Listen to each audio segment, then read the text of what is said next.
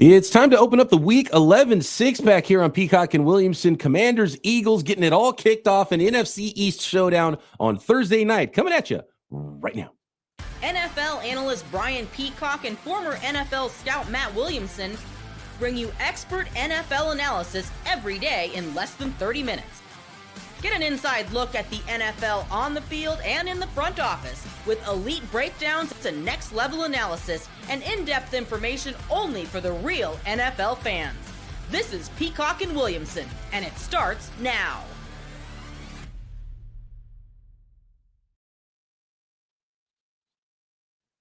Welcome to the Peacock and Williamson NFL Show. Brian Peacock alongside Matt Williamson at BD Peacock at Williamson NFL. Thanks, everybody, for making us your first listen on the Locked On Podcast Network, your team every day. Love and appreciate all of our everydayers out there, and welcome to all the new listeners. Make sure you hit that subscribe button. It helps us out tremendously. Hit subscribe on YouTube or wherever you are listening to this podcast. Today's episode of Peacock and Williamson is brought to you by FanDuel. New customers can place a $5 bet, and you'll get started with $150 in bonus bets if you win your first $5 bet. Just visit FanDuel.com to get started. And all of our lines that we reference here throughout the season on Peacock and Williamson come from our friends at FanDuel. And we're going to start with the Thursday nighter with the Commanders visiting the Eagles, which is a really good one. I want to talk a little bit about Anthony Richardson. He's going to get the start for the Colts this week. The 49ers spending more money. But let's start in the NFC East. And this is a really good one. Thursday night, it is the Commanders visiting the Philadelphia Eagles. Those home Eagles on a short week, Matt, are favored by 3.5 points against the Commanders.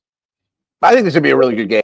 I really like how Philly's playing on both sides of the ball. They have a really deep group of weapons. The offensive line's as solid as usual, not quite to the elite level it's been. Hurts has been playing his best ball. But the defense has come around in a big way. And two of the rookies have been huge. Cooper DeJean and Mitchell, the two top picks. I mean, the two guys in the secondary. And you're right. DeJean's basically a slot only, but he's a really good one. You know, like I thought he might be an outside corner, but I think he's the more of a Brian Branch, do-it-all type guy. And he's been a difference maker for them.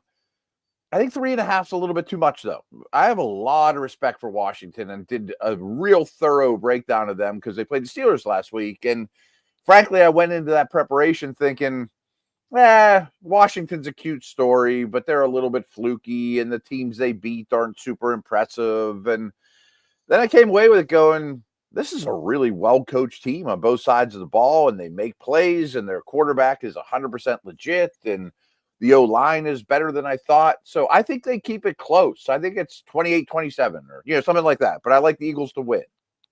Right. And I wanted to hear what you had to say, having done so much work recently and watched so much of the Commanders, because it's a team that, you look at their record and you look at their resume this year, and whatever you thought, whatever your priors were with a rookie quarterback coming in and maybe some missing pieces on defense, they had Marshawn Lattimore at the trade deadline. You have to think differently about this team now, clearly. And their resume tells you that they're a legit team and they are for real. And I think the Eagles probably should be favored at home on a short week. I haven't been good on the Thursday nighters. Last week, you hit on the Thursday nighter. I tend to lean toward Philly to win this game. I think 3.5 is a 0.5 point enough. If it's more than a field goal, then I'm going to take the points here in what should be a really good game. And so I'm going to take the Commanders and take the 3.5 points. Okay. How their offense is constructed is really impressive to me. Like, I was not blown away or really impressed at all with Kingsbury as Arizona's head coach. I mean, it looked like he was playing Big 12 football. You know what I mean? Real basic stuff. Everyone lined up in the same spot, spread the field. Actually, very few run plays. They did not have a wide catalog of run plays that they picked from in Arizona. But what this staff did is, first off, I'm sure Kingsbury learned some lessons, and you're allowed to get better. And I think that he didn't have more time to put into his game plans as just a exactly not a head coach. 100%. But the other guy on staff that I think is really important here is Anthony Lynn. Anthony Lynn is the run game coordinator, so Kingsbury's in charge of the passing game and he calls the plays, but Lynn has installed the run game. And it is a very diverse, not only quarterback centric, but I mean, that's part of it, but they They do a lot of power, a lot of zone, a lot of keep you off balance. I mean, it's a wide catalog of run plays, and they're really hard to play against. And while their O-line might not be the most talented out there, it's nasty. I mean, they love putting people on their back and stomping them into the ground. So they play with an attitude that I really respect. That is interesting with Cliff Kingsbury being the new school, spread it out, passing game guy, and then Anthony Lynn's an old school run game guy. And then you kind of put those things together, and Cliff Kingsbury probably realizing, and maybe Dan Quinn part of that being like, okay, let's bring in somebody. And Anthony Lynn has been around the league a little bit. He was with the 49ers recently. And former head coach, right. And so you can implement a lot of different styles of run games into this thing. And I think also leaning into knowing they have a rookie quarterback, because it's not like Gene Daniels, as awesome as he's been, it's not like he's like, okay, first read, second read, third read. He's not like Peyton Manning out there, and they're not asking him to be, a mid-career player. They're asking him to like, hey, this is schemed up for this. If it's not there, use your athleticism. Let's make a play. And then they're dropping in some big plays on top of it. And he's been up to all the challenges. So it's been really fun to watch. And the Eagles really coming around too, and reminding people who they are this year. And they might have gotten some things a little bit better and probably getting stronger as the season goes with both their offense and new offense and defensive coordinators there in Philly. So really good game, popcorn game. I don't feel super strong about this one, but I do like taking the points just because I think it could be a really good game and a close game. I know we're going to talk Steelers, Ravens. Coincidentally, the Steelers get Lamar this week. So they implemented the Lamar rules on Daniels last week, which if you just look at the box score, you're like, man, he had 5 yards rushing. That was the Steelers' top priority, was keep him in the pocket. He had 0 scrambles. I mean, that's like almost hard to believe. And that's how they played Lamar. They do a better job against Lamar, at least in the past, than basically anyone else in the league. They see him more than anyone. And that Watt and Highsmith and those guys aren't concerned about sacks as much as let's just muddy things up for him. Don't let him improv. Not that he can't beat you from the pocket. I mean, Daniel certainly can. But you don't want him on the move and run, So I assume the Eagles will take a similar approach, is my point. It's like, so I've been playing a lot of golf recently, and it's like when you play golf, usually you have a miss one way or the other. Either you hook the ball left or you fade it and slice it right. Well, if there's a lake, you want to take the trouble out of the equation. So you aim away from the trouble because you might fade into the water. So you're going to aim a little bit more. And playing against an athletic quarterback, you want to take the trouble out of it, even if you can still lose it in the trees, right? But you want to take the trouble out. So that's the idea of like, well, let's try to take away the thing that's really going to break our backs on these third downs is the scrambles and let them beat us from the pocket, which they still can, but we want to take one aspect out of the play. And so that's the idea against one of these quarterbacks. And do the Philadelphia Eagles have the same kind of personnel because I think the Steelers are uniquely built to be able to do that better than most teams. 100%, because their front is so good. It maybe doesn't show up with sacks left and right, but they still control their man and, have a really good pass rush plan. And again, I mean, that's one of the reasons to me that the NFC struggles so much against Lamar because he's so unique. They don't have those same type of plans. And hey, if Eckler or Brian Robinson happens to get more yardage than usual, so be it, but we're not going to let this thing happen. And the other thing they do a ton against Lamar, and again, this is going to translate to the Steelers-Ravens conversation, is all the mesh point, handoff, read option stuff. We'll concede some yardage to the running back, but we do not want you holding it. And to take it a step further, we're going to try to put our helmet in your chest, the quarterback's chest, every chance we get. I mean, the echo of the whistle. Yes. You're going to pretend you have the ball. We're going to hit you. Yep. Every time. Like it was a Thursday night that Carolina came here and McCaffrey went crazy, but Cam Newton could hardly walk at the end because they're like, and Steelers won. And they've done it to RG3 when he's filled into Lamar. They do it to Lamar every time.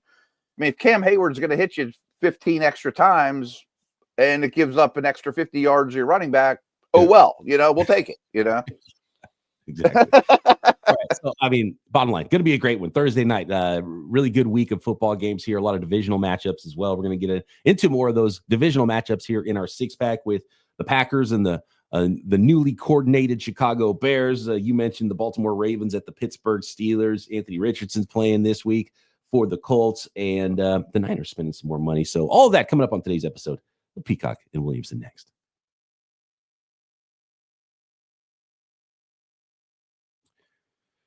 Today's episode of Peacock and Williamson brought to you by FanDuel, America's #1 sportsbook. Get ready to tackle the NFL action because right now, new customers can bet $5 and get $150 in bonus bets if you win. The FanDuel Sportsbook gives you everything you need to place live bets on the NFL all in one place. Live in-game betting, so many props every single week.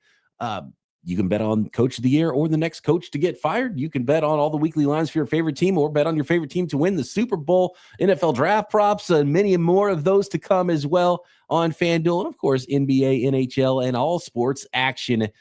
Just visit FanDuel.com to join today or download the app, and you'll get started with $150 in bonus bets if you win your first $5 bet. That's FanDuel.com. Never waste a hunch and make every moment more with FanDuel, an official sportsbook partner of the NFL. The next segment of Peacock and Williamson is sponsored by Prize Picks. Prize Picks is daily fantasy made easy. It is so fun and it is so easy. How easy is it to play DFS at Prize Picks? Well, you can join over 10 million users and sign up today. And all you do is you pick 2 or more players and you pick more than or less than on their projected stats at Prize Pick. You're not playing against the other 10 million users. You're only playing against the stat projections at Prize Picks. For example, you think Justin Jefferson will get more than 83.5 receiving yards, or you think Lamar Jackson will pass for more than 1.5 touchdowns? Cook up hot takes with your friends and win real money this football season when you and your crew run your game on Prize Picks. And a special offer, as always, for our listeners. Download the app today and use code LOCKEDONNFL to get $50 instantly after you play your first $5 lineup. That's code LOCKEDONNFL to get $50 instantly after you play your first $5 lineup at Prize Picks. Run your game.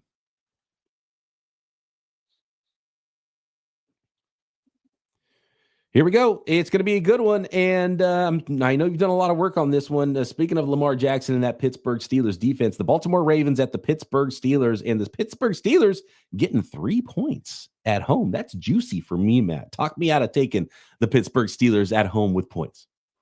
So I could fill up this whole podcast with crazy Ravens Steelers stats from history, but basically the gist of it is they always play close games. I mean, no matter where these two teams are at, they pretty much always, play a tight game. And I was looking for it here. Yeah. I mean, they played 56 times in the regular season, and the point differential was 35 between the two of them. I mean, they're only separated by 35 points in 56 games. 26 of their 32 meetings since 2008 have been decided by one score. I mean, that's most in the NFL. But they're always 13-10 and muddy. And I very much believe Harbaugh looks at the Joe Burrow games like last week and goes into those games saying, I got to score 40. We're going to be aggressive. We're throwing this thing all over the place. I got to score 40 to beat Burrow.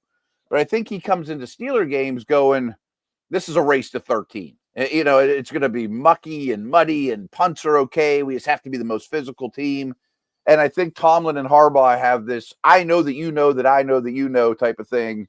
And they coach themselves into such games.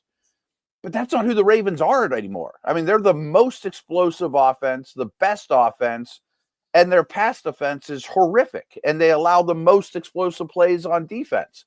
Like, they need to win 40-30. And with Russell Wilson now in the mix, I think the Steelers can actually throw on bad defenses unlike previous years. So part of me thinks this game's going to be 40-35, but deep down, I kind of know it's going to be 13-10 because I've seen too many Steelers Ravens games.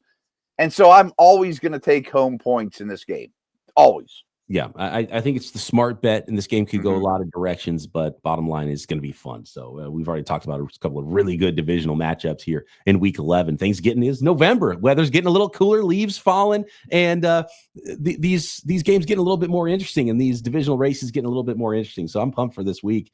And does Derrick Henry change that dynamic for you of, okay, yes, we're gonna it's all about stopping Lamar, keeping him in the pocket. If he's gonna zone read, we're gonna hit the quarterback and let the, because does that, it changes the equation for you? You said yes immediately, but you still play him the same way, is what you're saying. I mean, he changes every equation. Right. Is the bottom line, because it made a really good offense the best offense, in my opinion. I mean, they average 7.1 yards per play. I mean, Green Bay is third at 6.1, which is awesome. Your Niners are at 6.5. They're at 7.1. I mean, it's insane. Every time they snap the ball, they get 7 yards.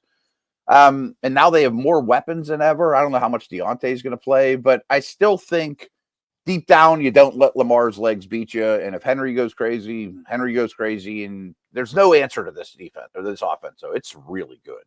I'm glad you brought up Deontay Johnson, and we'll move on to the rest of our six pack here. But Mike Tomlin's comments, just cold blooded, and he has the best way of like straight faced coach speak, crushing people. And his response to being asked about Deontay Johnson was, well, there's a lot more guys that are on tape on that team. There's not very much film of Johnson. There's other guys we're worried about more. And so kind of throwing a little shade at his former wide receiver, who I think probably rubs people the wrong way, clearly in multiple locker rooms now in the NFL, Deontay Johnson. So maybe Deontay's a revenge game here, but I was dying laughing hearing Tomlin's comments about that. He's run 7 routes in his 2 games as a Raven. So maybe he gets involved, who knows, but he's down the list, obviously. Put him in your prize picks lineup. It's going to be a fun one, no matter what. Let's go to the Green Bay Packers at the Chicago Bears and the newly coordinated offense for the Chicago Bears after they fired Shane Waldron earlier this week. The visiting Green Bay Packers, Matt, are favored by 6 points at Chicago. Do they get the interim offensive coordinator bump here, the Chicago Bears? You would hope they'd be better protecting their first overall pick and picking up blitzes and some of that sort of thing, just from a coaching perspective.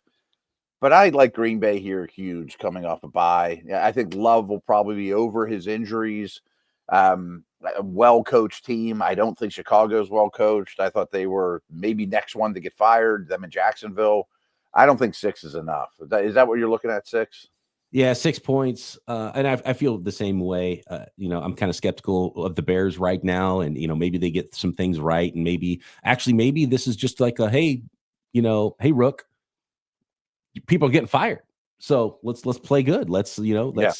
And so maybe that does help. And maybe it straightens everybody up. But right now, the way these teams are playing and seeing Green Bay, it's hard not to project a Green Bay victory here, and 6 points doesn't scare me off of that necessarily, because the Bears haven't shown ability to stop teams as much in recent weeks either. And if you can't score and you can't stop people, that's not a good combination. So, and the Packers just own the Bears. It's like it goes. Aaron Rodgers is like, we own you. It's not even a Rodgers thing. It's a Green Bay Packers thing right now. So the Bears have to prove, and that's one of the huge things that this is the game that Caleb Williams was drafted for. When the Packers come in here, they don't own us anymore. So let's see it, Caleb Williams. And maybe a new offensive coordinator helps him do it, but it's hard for me to bet on that. I'll take the Packers. Yeah, I think they're in a much better place, and I think there's a lot of dysfunction going on in Chicago at the moment. The Jacksonville Jaguars are at the Detroit Lions. This is the biggest line of the week. Is this the biggest line of the season? The home Detroit Lions hosting the Jags are favored by 13.5 points, just shy of 2 touchdowns with extra points, Matt. And to talk about dysfunction, I mean, Jacksonville's a disaster. I mean, I think we're predicting them to be the next one fired. The Lions, certainly, there's some great teams that don't always blow teams out, but I think the Lions are kind of the opposite, that they're going to keep the foot on the gas pedal late, and even their reserves are strong. It's a lot of points for modern day NFL, but I can't take the Jags. I hate this game. I'm going to take the Jags because it's a lot of points, and maybe the Lions put it in cruise control and just run the ball a lot in the second half. And obviously, you got to pick the Lions to win this game. And in some ways, is Doug Peterson trying to get fired? Is he just done? And this is just like a disaster game, and they get completely blown out. He should have been fired before this game, to be honest with you. But like you said, the way he treats the media and that kind of stuff. The way he's buried himself is just not a good situation there. That whole staff is going away. I think GM, coach are going to get fired this offseason. Maybe it happens after a 40-point blowout here at the Detroit Lions, which certainly could happen, but there's just so many points. That might be my prediction. Monday, we do not see Peterson anymore. Okay. Losing to a team you're supposed to lose to, that's the straw. That's what I look at. Is like, it should have been done. What's losing to a team you're supposed to lose to how's that going to change things, for firing people? But anyway, I don't know if we'll see Lawrence the rest of the year, by the way. Shut him down. It's a smart thing to do, probably, right? Mm-hmm. But you're still fighting for your job if you're trying to keep it. But as I mentioned, maybe Doug Peterson's not trying to keep his job. I don't know. It's bad, real bad. I mean, this could be 40-3 and everyone gets canned on Monday. NFL's chaos. I'm betting on chaos in this game. Still parity. It's still the NFL. Jaguars keep it within 2 touchdowns. Okay. I hate this game. I would not put my heart-earned money. Next, we'll finish up with I hate picking bad teams, man. I know, it's brutal, and there's so many of them right now. I know there is. Cincinnati Bengals at the Chargers, Colts at the Jets, Niners re-upping Deommodore Lenoir. We'll finish up this episode of Peacock and Williamson next. The final segment of this episode of Peacock and Williamson brought to you by Ultimate Pro Football GM. Hey, football fans, do you remember our great partner, Ultimate GM? Well, they're back, and they have added an amazing new game mode I need to tell you about. The game that has you step into the shoes of a football franchise GM, lead your team to glory, now has a new head coach career mode. So on top of getting to build your dynasty by drafting players, signing free agents, and hiring a coaching staff, you get to call the offensive plays during games as well. So if you're maybe a fan of a team that's got a bad coaching staff, maybe you're in Jacksonville and you're like, I want to build my own franchise. You're in Chicago, it's like, I want to call my own place. Well, there you go. Ultimate Pro Football GM. It's completely free, has no ads, 100% playable offline, play on the go as you want and when you want to. And here's a special offer for our Locked On listeners. Use promo code Locked On NFL, all caps, inside the game store to receive a free boost to your franchise. Make sure to get it, as this perk will jumpstart your play and give you the advantage you'll want in creating a dynasty. To download the game, just visit ultimate-gm.com. That's ultimate-gm.com, or look it up on the app stores. Ultimate Pro Football GM. Start your dynasty today.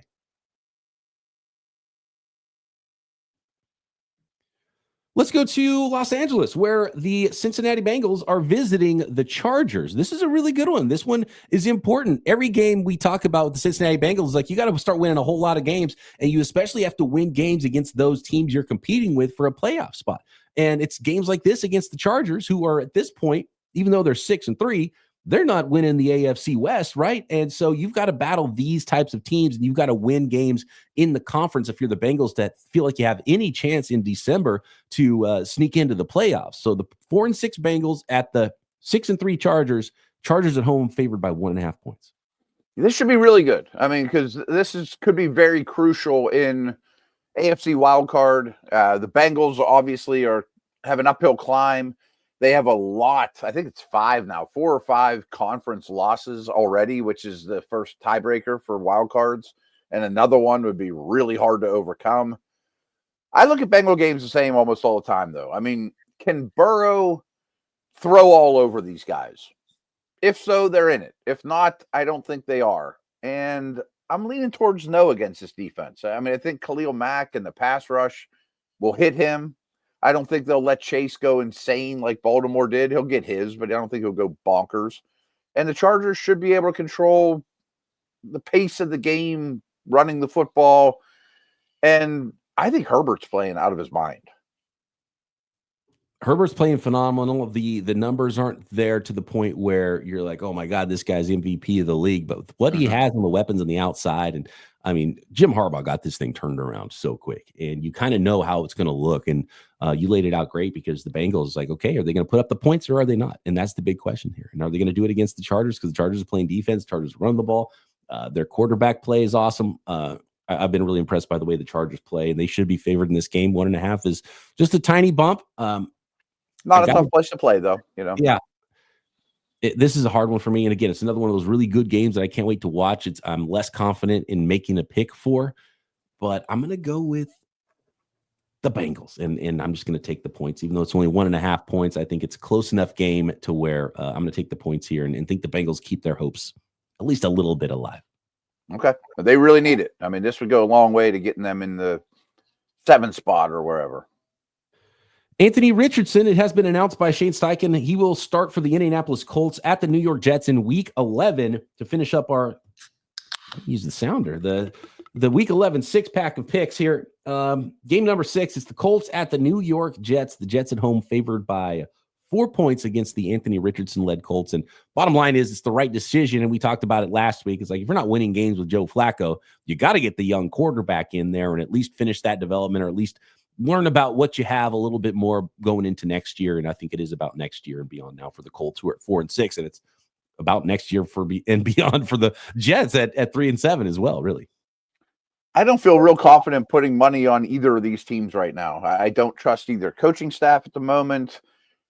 For different reasons, I'm not super fond of where either one of these quarterbacks is at in their career, but I am excited in a Bryce Young-like manner. Could Richardson revive his season and get back to being a promising young player? I also don't understand the line. I mean, if you're going to give me more than a field goal in this game, I'm taking it. I think the Jets are the exact type of team that wins this game and you think, oh, maybe they're going to be better. And then they're not the following week, right? Mm-hmm. And I think they're good enough to beat a quarterback that's still got a lot of developing to do. And they can still play a little bit of defense in New York. And, they've still got tons of weapons on offense. And they're just they're a better football team right now, even if they haven't showed it. And even if their record's not as good as the Colts. So I'm actually going to give up the 4 points. I'm going to take the Jets. Okay. And I just think it's with Anthony Richardson, we just haven't seen them play well enough with him. And so it's he doesn't complete passes. 4 points is, I would prefer it to be 3. Maybe you wait if you want to bet on this game. But I think it's one of those games where the Jets are like, okay, the Jets are back. And it's like, oh, no, they're not back. And the Colts is a learning experience. So give me the New York Jets. I would hope that ownership gives a stamp of approval to run Richardson a dozen times, though. I mean, that's been one of the things. Doesn't finish the game, because that's kind of how this whole thing is with Richardson. The catch-22 with this guy. If you're going to run him, well, then he doesn't finish the game. And then why do we have him? Yep.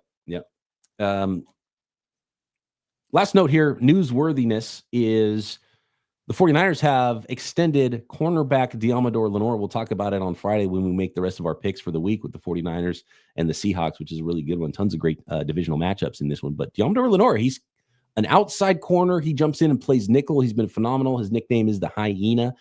He's kind of an underrated player around the league. I think when you talk about the best corners in the NFL, his name doesn't come up first, but he's been the best player in the secondary for the 49ers in a good young secondary right now. And it's interesting that the 49ers are spending a lot of money on a lot of guys, and they're able to do that because they've drafted so well, and their first 4 draft picks all look like starters this year. Dominic Pooney looks awesome at guard. The first rounder, Ricky Pearsall, had his first NFL touchdown. He got shot in the chest, and now he's got an opportunity to play a lot more, and he's got some quick. He can really get open, as a sort of a slot guy. I don't know what his career is going to look like and what his finished product is going to be, but he can get open. And so that's a huge key, and he can catch the football. And then you have Malik Mustafa has been starting at safety. I think he's going to be a long-term safety, and I think the 49ers are going to let Tano Hufanga walk, and they're going to let Charvarius Ward walk, both free agents coming up, because second-round corner Renardo Green is able to jump in and be the starter. And so I think that's what they're going to do. They're going to go starting young corner on one side, and then they got to pay the other guy who's going to play a little slot role. And I think some of the best money spent in the NFL right now, Matt, is on tight ends, because the money hasn't caught up. And I think slot corners, because playing in the nickel is so important this day and age in the NFL, but they're not getting paid like the outside guys. But right now, Lenoir becomes the highest paid nickel corner, even though he's an outside corner in base, he goes into the nickel. And I think that's fascinating. And he's I think the 12th highest paid corner in the league. We'll see what the actual numbers are. It might be a little bit lower, but there's a big gap between the top 11 corners and then the next group of guys. And Deommodore Lenoir's contract is kind of right in between. And so as that contract ages, I think there's going to be more guys going over the top, but all the other guys on the top, save Jalen Ramsey, who plays and moves around and does different stuff. Those guys are like true outside guys. Deommodore Lenoir is a guy who plays a lot in the slot, and those guys traditionally don't get paid as much. And so I think it's a fascinating team build, and they're really starting to pay a few guys, and they're going to have to let a lot of young players fill in the rest of the roster. And so far, they've done a good enough job drafting, especially with those mid to late round picks, to fill in the rest of the roster. So interesting team build going on with the 49ers. And Deommodore Lenoir, really good player, underrated player around the league, and absolutely has deserved this contract. Yeah, you beat me to it. I just was about to ask you. Personally, I know a lot about Lenoir, but I don't think he's a household name or people realize how valuable he is to that organization. And you laid it out really well. I mean, those guys you don't let walk. And you talked earlier about Brian Branch and who else were we talking about? We're talking about another nickel player earlier on in the podcast, and I can't remember who it is now. DeJean. Oh, Cooper DeJean, right? Yeah. So another player that can play in the slot, but also can do something else. Like DeJean might be more of a nickel, but also safety, I think, potentially. But probably could play some outside as well. And I think he has done a little bit of everything so far in his short time with the Eagles. But being able to, when you're on third down and these teams have multiple players on the field, the middle of the field is the most valuable area.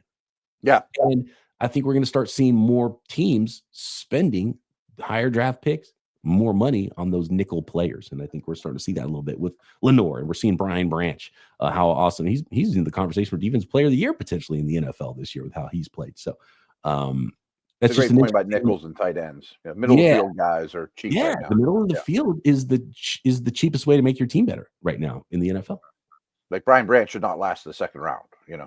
He was a first round player. And and everybody knew it. All the evaluators were like, "Oh, he's one of the top 20 players in this draft," and he keeps falling because he's a nickel guy. You're like, "Oh, thank you very much." And the Lions in the same draft did the same thing with their tight end, so they hit both of those things in the second round and are much better for it because of that. So we were critical of that draft because of the value, but I mean, even Gibbs is a first rounder as a weapon, and LaPorta, all those guys ended up hitting. Campbell, it was a really. That was the thing is like they spent 4 picks on second round prospects.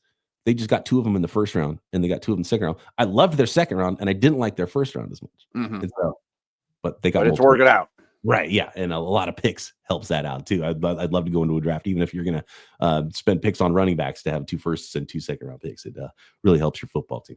So there we go. That is our Week 11 6-pack of picks. Let us know what you think and get those mailbag questions in at BD Peacock, at Williamson NFL. Drop a question on YouTube as well. Matt and I back tomorrow, mailbag style, right here. Peacock and Williamson.